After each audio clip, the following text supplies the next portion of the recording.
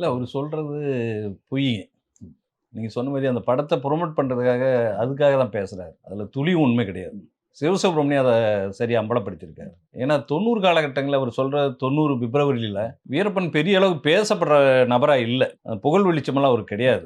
அவரு வெளி உலக அறிஞராலாம் பெரிய அளவுக்கு இல்ல. அந்த பகுதியில மக்களுக்கு தெரியும். அந்த காவல்துறை, வனத்துறை அந்த பகுதியில இருக்கிறவங்களுக்கு தெரியும்.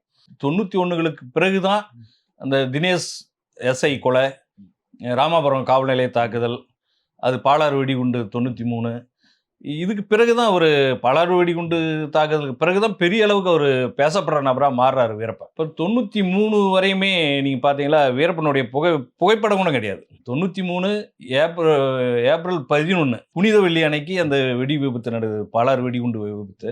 அதுக்கு முன்ன நாள் சிவசுப்ரமணியம் அவர சந்திச்சு முதல் முறையா அப்பதான் சந்திக்கிறார். அப்பதான் சந்திச்சு புகைப்படம்லாம் எடுக்கிறார். இப்ப எங்களுக்கு வந்து அந்த வீரப்பனை கடைசியா என்கவுண்டர் பண்ணப்பட்டதா சுட்டதா ஃபர்ஸ்ட் இன்டர்வியூ கொடுத்திருக்காரு. அவரே என்ன சொல்றாருன்னா, எங்களுக்கு வீரப்பன் எப்படி இருப்பார் என்னன்னு தெரியாது. உண்மை அதுதான். சிவசுப்ரமணியம் படம் வந்த பிறகுதான் வீரப்பன் இப்படி இருப்பாரு. காவல்துறைக்கு சிவசுப்ரமணியத்தோட படம் வந்த பிறகுதான் வீரப்பன் இப்படி இருப்பாரு, இதுதான் வீரப்பன்றதே தெரியும்.